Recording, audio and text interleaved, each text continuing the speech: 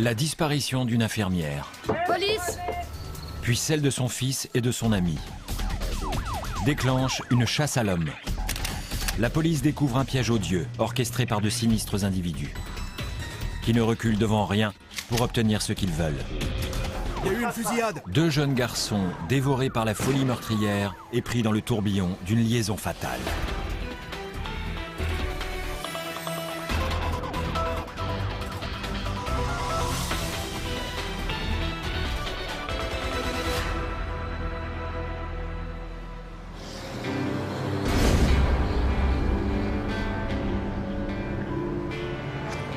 La petite ville de Conroe, au Texas, se situe à 60 km de Houston. Sur les dépliants touristiques, elle est décrite comme un joyau urbain au milieu des forêts de pins de Piney Woods. Ici, les résidents les plus fortunés vivent dans un havre de paix situé non loin du lac, en bordure de la ville. Pourtant ici, tout le monde sait que parfois,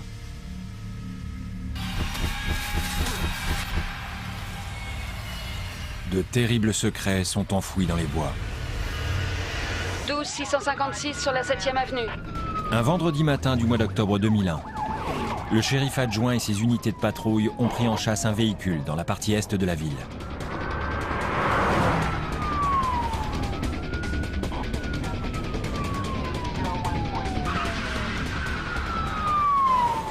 Le conducteur ne semble pas décidé à s'arrêter.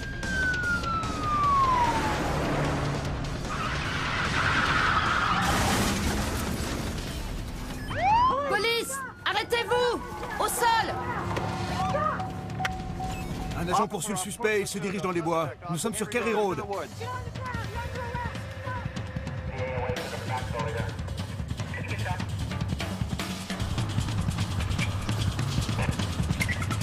Police, arrête-toi! Tourne-toi! L'autre main. Comment tu t'appelles? Adam Stotler, c'est la voiture de ma mère. On se calme. Je peux avoir une pièce d'identité? Dans ma poche. Adam, je crois pas que ta mère va être très contente. Je t'arrête pour tentative de fuite.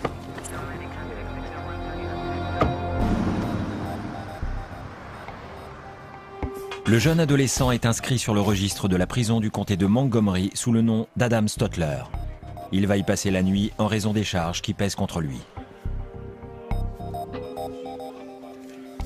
La police tente de contacter sa mère, Sandra, afin de la prévenir que son fils a été arrêté et que sa voiture est à la fourrière. Sans succès, personne ne répond. Le lendemain, le jeune homme paye la caution en liquide et quitte la prison avec la petite amie d'un de ses copains.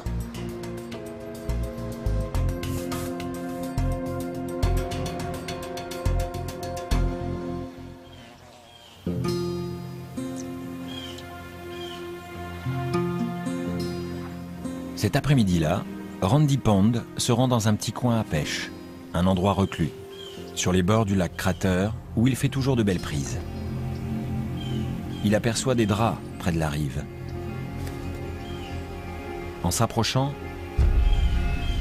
il découvre un corps humain et prévient les autorités.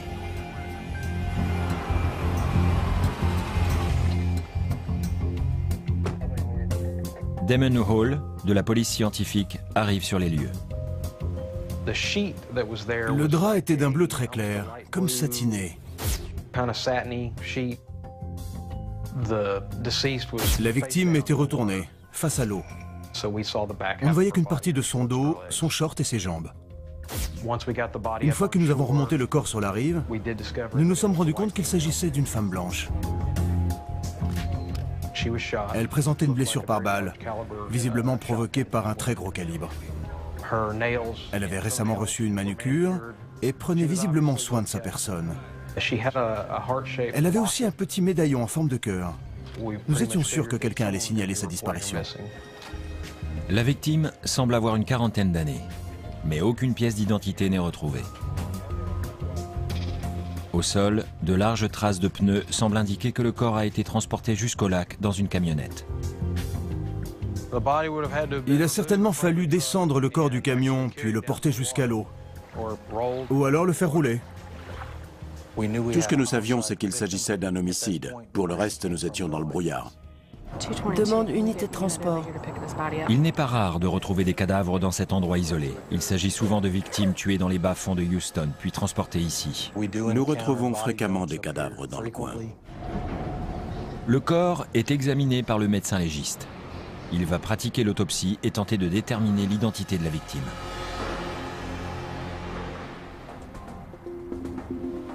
Le jour suivant, une nouvelle information permet à l'enquête d'avancer. Le bureau du shérif vient de recevoir un appel signalant la disparition d'une infirmière employée au centre médical régional de Conroe. Elle n'est pas venue travailler depuis 2 jours, ça ne lui ressemble pas du tout, elle est du genre à prévenir. Cette personne avait un mauvais pressentiment. Les officiers se rendent au domicile de Sandra Stotler, situé dans le quartier aisé de Highland Ranch. Cet ensemble résidentiel sécurisé se trouve à 10 km à l'ouest de Conroe. Il s'agit de très grands terrains et de très belles maisons pour les classes moyennes aisées.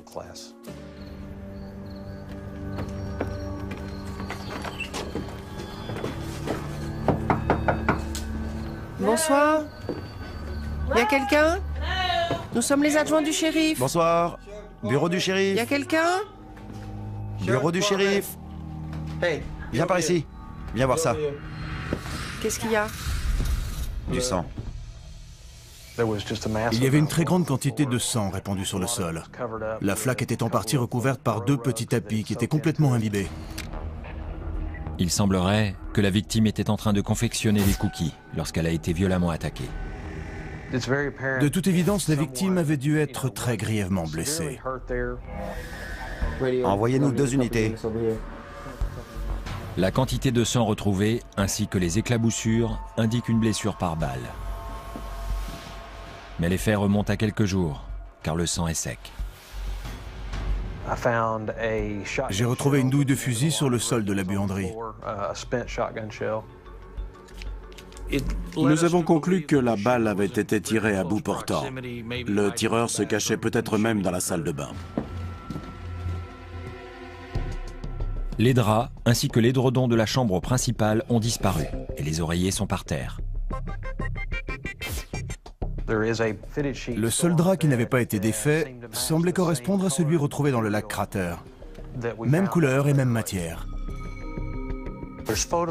Nous avons aussi trouvé la photo d'une femme.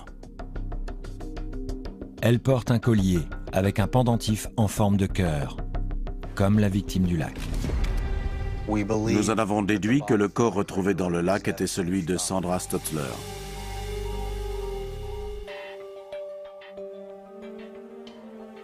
Les enquêteurs écartent l'hypothèse du cambriolage. La boîte à bijoux dans la chambre est intacte. Un porte-monnaie plein d'argent pourtant en évidence n'a pas été touché. La maison n'avait pas été mise à sac. Les tiroirs n'étaient pas ouverts ni renversés. Ceci indiquait que personne n'avait pris le temps de fouiller les lieux. À l'étage, dans une chambre qui semble être celle d'un adolescent, se trouve une vitrine d'armes à feu. L'absence d'un des fusils soulève l'inquiétude. Sandra Stotler vivait avec son fils Adam Stotler. C'était un étudiant, il allait en cours au lycée de Conroe. Nous ne savions pas encore si cette personne était impliquée ou si elle faisait partie des victimes. Il semble qu'il n'y ait pas eu d'entrée par effraction. La porte du garage est ouverte, mais aucun véhicule n'est garé. Il y avait une traînée de sang qui allait de la porte de la maison jusqu'au milieu du garage. Ceci indiquait que le corps avait été chargé à bord d'un véhicule puis transporté ailleurs.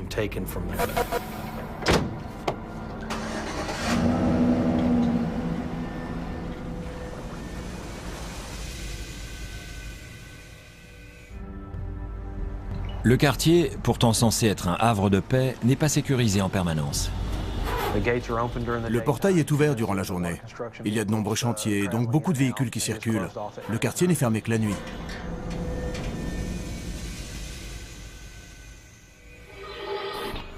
Au cours de l'autopsie, la victime est formellement identifiée grâce à son empreinte dentaire. Il s'agit bien de Sandra Stotler, morte d'hémorragie après avoir reçu 2 balles de fusil tirées à bout portant. Donc soit la victime connaissait son meurtrier, soit elle lui faisait suffisamment confiance pour le laisser entrer chez elle. Les enquêteurs parviennent à retrouver la fille de la victime. Ils m'ont annoncé que ma mère avait été retrouvée dans un lac. Ce jour-là, le monde s'est écroulé. Je n'y croyais pas. J'étais totalement dévastée.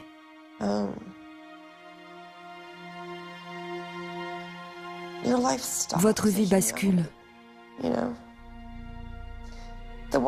Elle était la seule personne au monde qui m'aimait inconditionnellement. Quoi qu'il arrive, quoi que je fasse dans la vie. Et je l'ai perdue. Je fais des cauchemars horribles et je n'arrive même plus à me rappeler son visage. Je ne rêve plus d'elle, mais d'un monstre gonflé d'eau. Tout ça parce qu'ils l'ont jetée dans le lac, comme on jette ses ordures. C'est horrible, c'est tout.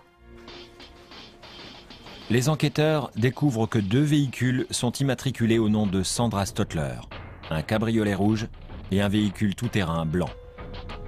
L'une des 2 voitures était impliquée dans une course-poursuite la veille de la découverte du corps de la victime.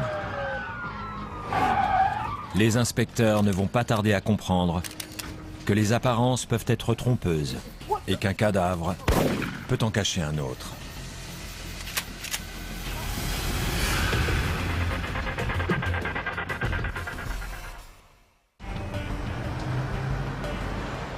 Au cours de leur enquête sur le meurtre de Sandra Stotler, les soupçons des inspecteurs se portent sur son propre fils. La veille de la découverte du cadavre de Sandra, Adam Stotler a été interpellé par la police, puis placé en détention après une course-poursuite dans les rues de la ville. Les registres indiquent qu'Adam a été libéré sous caution. Il est donc dans la nature. Afin de le retrouver, les enquêteurs se plongent dans la vie de sa mère, Sandra Stotler. Elle a emménagé dans le luxueux quartier sécurisé de Highland Ranch après la mort tragique de son mari dans un horrible accident de voiture. La voiture a été percutée de plein fouet par un train. Mon père est mort sur le coup et mon frère a eu les 2 jambes cassées. Ma mère a intenté un procès à la compagnie ferroviaire parce que les voies ferrées étaient en très mauvais état. Elle a reçu une certaine somme d'argent avec laquelle elle s'est acheté une voiture de sport. C'était en quelque sorte un petit lot de consolation. Mais Sandra regrette vite sa décision. Elle ne l'a jamais conduite. Elle se sentait trop coupable.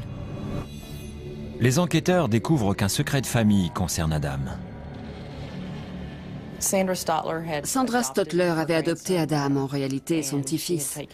Il vivait avec elle et elle l'élevait comme son fils.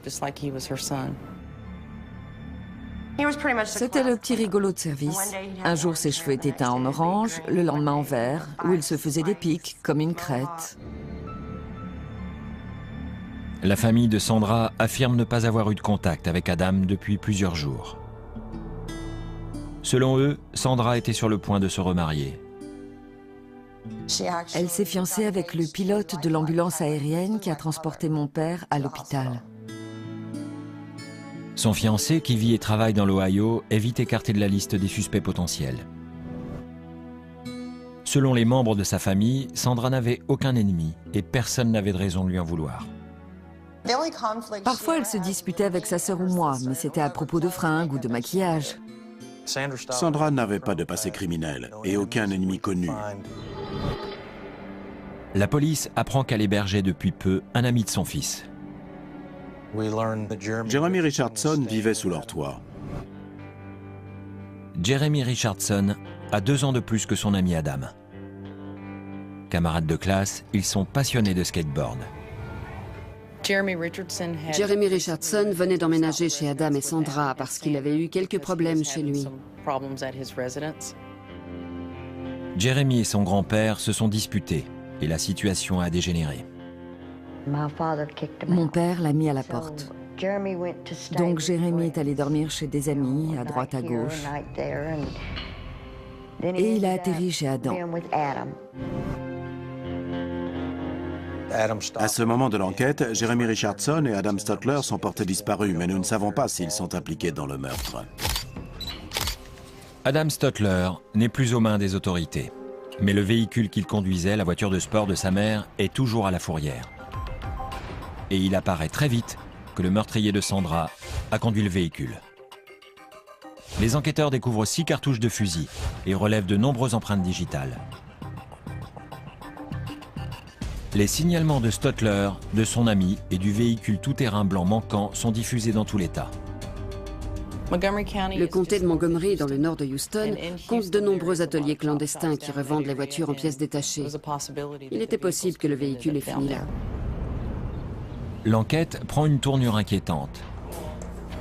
Les empreintes relevées sur le véhicule sont comparées avec celles du fichier de la police. La personne qui a été arrêtée n'était pas Adam Stotler. Quand on l'a arrêté, il avait sur lui le portefeuille d'Adam et donc ses papiers d'identité. De plus, il conduisait un véhicule appartenant au Stotler. Voici le véritable Adam Stotler. Les empreintes digitales appartiennent à Michael Perry, un jeune homme de 19 ans, originaire de la région de Conroe. Abandonné par sa mère, toxicomane, il a été recueilli par un foyer aimant.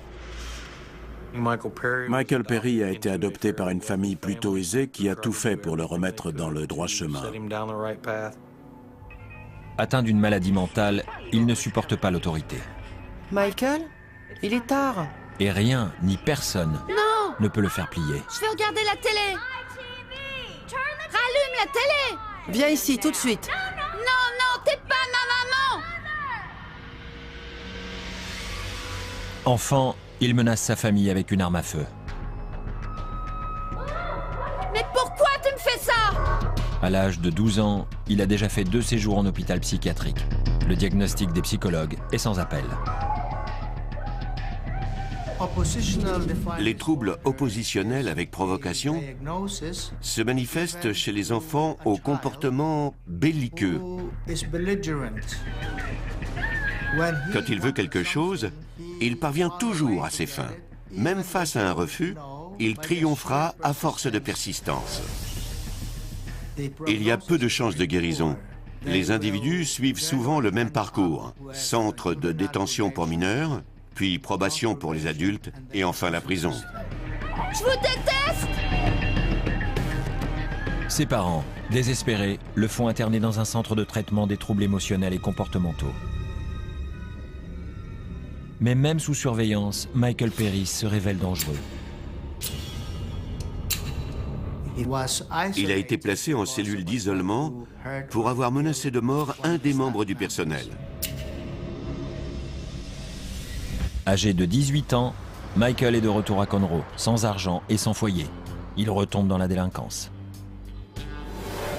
Michael Perry s'est mis à cambrioler des maisons. Au quotidien, il vivait de petites arnaques. 5 mois avant le meurtre de Sandra, Michael Perry est arrêté pour avoir tiré sur une maison et pour possession de drogue. Mais même en garde à vue, Michael reste un danger. À terre! Arrête et mets tes mains dans le dos! Laissez-moi partir! Il mord un des agents qui tentait de le maîtriser. Il ne se présente pas au tribunal et un mandat d'arrêt est lancé contre lui. Mais il a disparu dans la nature. Les enquêteurs découvrent un lien entre Michael et Sandra. Michael Perry et Adam Stotler avaient un ami en commun. Perry vivait depuis quelque temps dans la caravane d'un ami, Jason Burkett, dans une petite ville non loin de Conroe. Il semblait évident que les occupants avaient quitté les lieux pour de bon. Ils avaient tout emporté ou presque, il ne restait que les poubelles. Jason Burkett devient le 4e suspect. Lui aussi est issu d'un foyer à problème. Son père faisait des séjours réguliers en prison. Dès l'adolescence, Jason a posé problème et de fait, il est aussi entré très tôt dans le système carcéral. La plupart des inspecteurs de la région le connaissaient de nom. À 19 ans, il avait déjà un très gros casier judiciaire. Jason Burkett faisait tout pour jouer les durs. Il se droguait en permanence, un vrai fauteur de troubles. La priorité est désormais de retrouver le 4e suspect ainsi que le véhicule de Sandra. Tous les adjoints et les patrouilleurs étaient à ses trousses. Ils fouillaient les parkings des hôtels, les garages des immeubles, partout où des gens garent une voiture. Il est très tôt ce matin-là. Alors qu'il relève systématiquement les plaques des voitures garées sur une aire de repos, le caporal Lee Smith tombe sur le véhicule. Sans le savoir, il est en train de mettre sa vie en danger. Descendez du véhicule!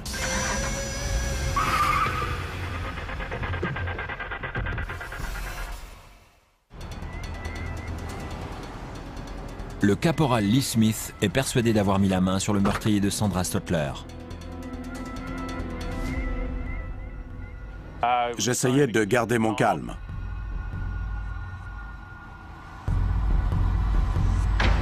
Descendez du véhicule! Descendez!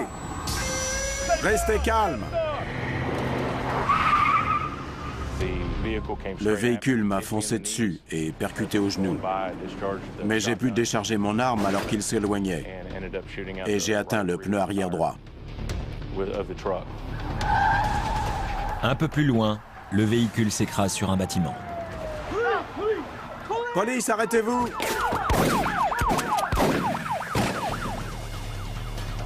Fusillade! 2 hommes prennent la fuite. Plus un geste, descendez du véhicule. J'ai vu qu'il y avait un 3e passager. Je l'ai arrêté, menotté et embarqué dans mon véhicule. Âgé de 19 ans, le jeune homme explique à la police qu'il était accompagné de Michael Perry et de Jason Burkett. Persuadé qu'au moins l'un des 2 fuyards est blessé, les forces de l'ordre décident de quadriller toute la région. Les 2 hommes trouvent refuge dans l'appartement d'une amie de Burkett. Mais très vite, l'immeuble est encerclé. Les sachant pris au piège, les policiers décident de ne pas lancer un assaut précipité.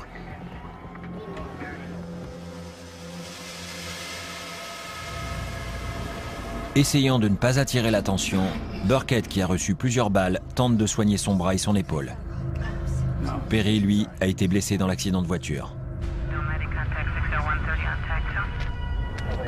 La propriétaire des lieux parvient à sortir en douce pour confirmer que les hommes se cachent toujours chez elle. Un groupe d'intervention est appelé en renfort.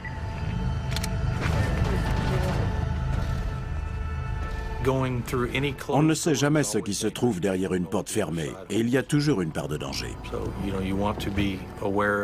Donc il est préférable de connaître les angles morts.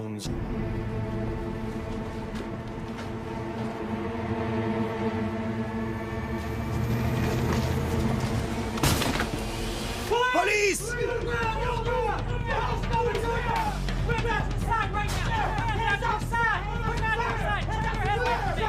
Les mains en l'air! Croisez vos doigts et mettez vos mains derrière la tête. Michael Perry et Jason Burkett sont placés en garde à vue.